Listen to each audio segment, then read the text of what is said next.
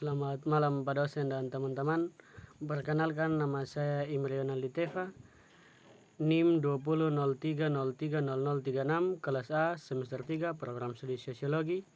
Pada kesempatan kali ini saya akan mereview buku keempat dari tugas metode penelitian sosial.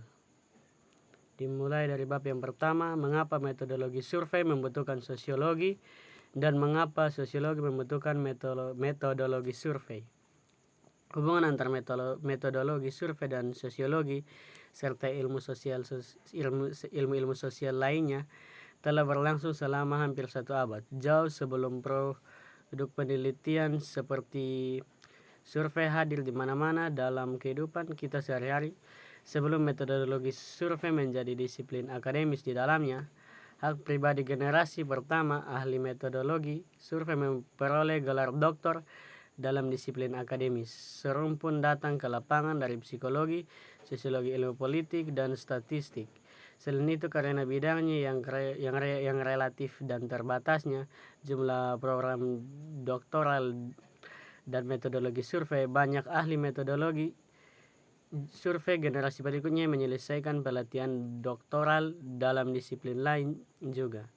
Dari hubungan ini, hubungan antara sosiologi dan metodologi survei sangat penting dan layak untuk didiskusikan lebih lanjut. Sosiologi termasuk di antara akademis pertama yang mengadopsi metode penelitian survei dan termasuk di antara gelombang pertama metodologi survei.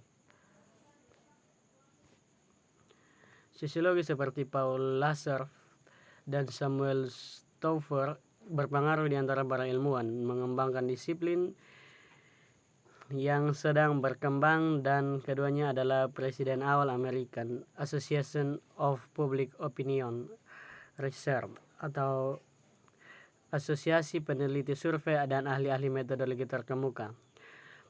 Terlebih lagi, lebih dari sepertiga presiden AAPOR adalah sosiolog mendapatkan gelar PhD di bidangnya atau bergabung dengan fakultas departemen sosiologi. Saat ini sosiologi dan metodologi survei adalah disiplin akademis yang berdekatan dan saling melengkapi. Sosiologi adalah studi tentang masyarakat manusia dan sosiolog menyelidiki setiap sudut celahnya. Penelitian sosiologis mengejar beragam subbidang dan minat seperti ras dan etnis, gender, seksualitas, kelas, ketidakkesetaraan, agama, sekularisme, dan banyak lagi. Beberapa sosiolog fokus pada tingkat mikro, mencoba memahami bagaimana fenomena dan kekuatan tingkat masyarakat yang mampu menganalisis ini.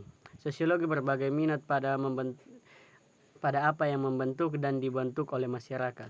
Penelitian survei adalah satu-satunya metode penelitian yang digunakan sosiolog dan ilmuwan sosial lainnya untuk menyelidiki fenomena sosial dan memahami masyarakat. Metodologi survei bagaimanapun lebih dari sekedar praktik melakukan survei. Bab yang kedua, menuju teori singkat. Yang pertama, apa itu teori? Penulisan mendefinisikan teori dengan cara yang berbeda dan upaya teoritis seringkali cukup abstrak. Dalam pandangan saya, sebuah teori terdiri dari serangkaian asumsi dan proposisi yang saling berhubungan tentang mengapa sesuatu terjadi atau tidak. Fokus saya ini di sini untuk mengidentifikasi dan tingkat respon untuk populasi survei tertentu. Saya berusaha untuk mengembangkan penjelasan yang berguna dari respon survei yang akan memungkinkan penelitian dan strategi pengumpulan data tertentu. Meskipun individu menanggapi survei untuk alasan yang berbeda, minat teoritis saya adalah menjelaskan teori tingkat respon untuk kelompok yang disurvei. Saya bertujuan untuk menghubungkan teori dengan praktik, mempelajari cara menggabungkan teknik pemicu respon dengan cara menghasilkan tingkat respon yang secara signifikan lebih tinggi daripada yang dicapai sekarang. Faktor-faktor yang mempengaruhi tingkat respon survei. Jelas dari penelitian selama beberapa dekade bahwa banyak faktor berbeda telah ditemukan untuk mendorong tingkat respon naik atau turun. Didefinisikan bahwa ini adalah 7 kategori pengaruh potensial tingkat respon survei. Yang pertama, menggunakan beberapa mode kontak dan respon survei meningkatkan respon. Yang kedua, sponsor oleh organisasi survei dengan legitimasi yang diketahui yang dipercaya oleh calon responden meningkatkan tingkat respon. Membuat tugas respon survei yang lebih kecil dan tidak terlalu berat akan meningkatkan tingkat respon survei. Yang keempat, membiarkan insentif dengan permintaan tanggapan yang sesuai dengan sponsor tugas akan meningkatkan tanggapan.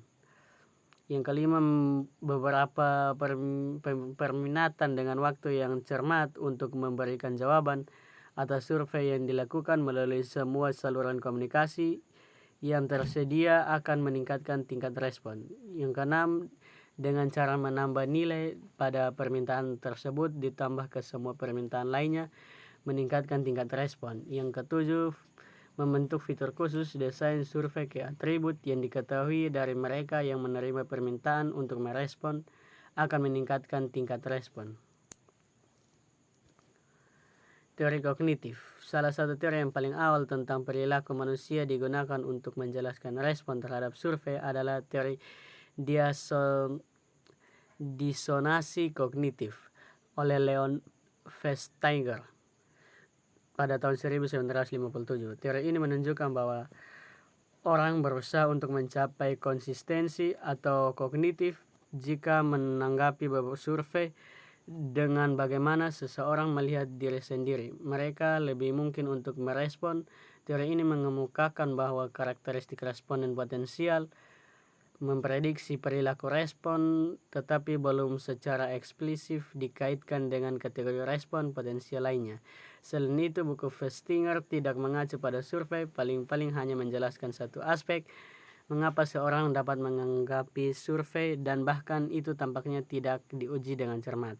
Namun itu membuat poin yang berguna bahwa keadaan psikologis yang sudah ada sebelum cenderung mempengaruhi perilaku.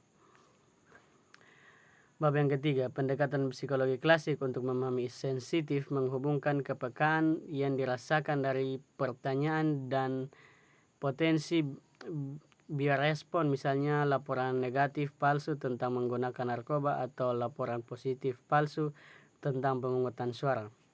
Dengan kepribadian responden, perspektif ini yang disebut manajemen kesan berasal dari karya Erving Goffman tahun 1959 dan diadopsi oleh psikologi sosial, psikologi, dan termasuk dalam teori keinginan sosial, teori presentasi diri, teori pemantauan diri, di antara teori-teori psikologi terkait lainnya. Masing-masing teori ini berpendapat bahwa manajemen kesan adalah memanifestasi dan konstruksi kepribadian yang melekat yang membuat beberapa orang lebih memperhatikan harapan, norma-norma sosial, dan pendapat orang lain.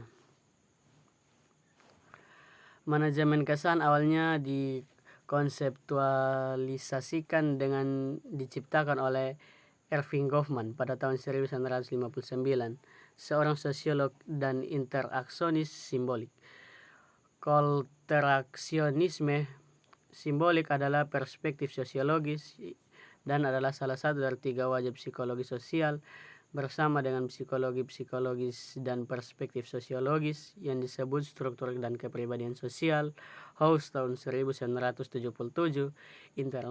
Interaksionisme simbolik memahami masyarakat sebagai suatu yang berakar pada interaksi manusia dan interaksi yang diciptakan dibagikan dalam interaksi yang merupakan dasar bagi keberadaan dan kegigihan masyarakat.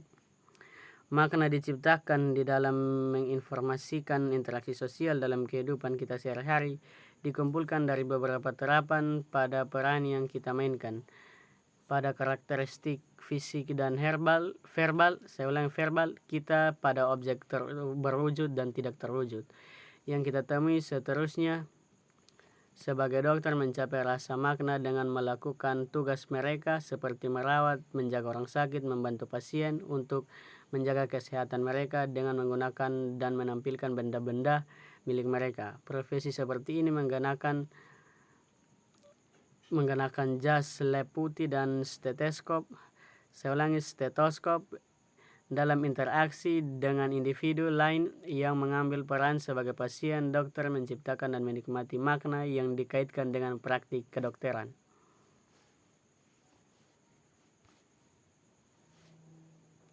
Bab 4, budaya dan perilaku respon. Gambar umum mekanisme budaya yang menjelaskan kesalahan survei.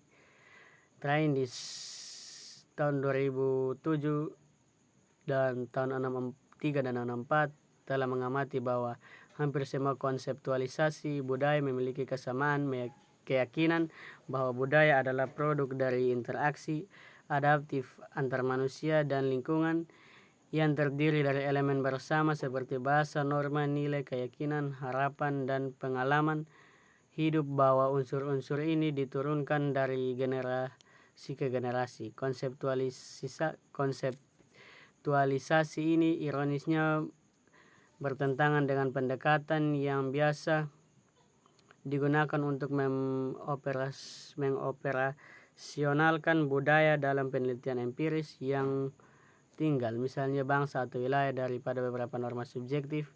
Kemajuan yang cukup besar telah dalam beberapa dekade menuju membongkar ukuran budaya agak lebih kasar untuk mengidentifikasi nilai dan perilaku. Mungkin ini terbukti berguna menafsirkan persamaan dan perbedaan dalam keyakinan, nilai, dan perilaku seluruh kelompok sosial yang luas. Oke, sekian presentasi dari saya. Mohon maaf jika ada kata-kata yang salah. Untuk selebihnya saya ucapkan terima kasih. Salam.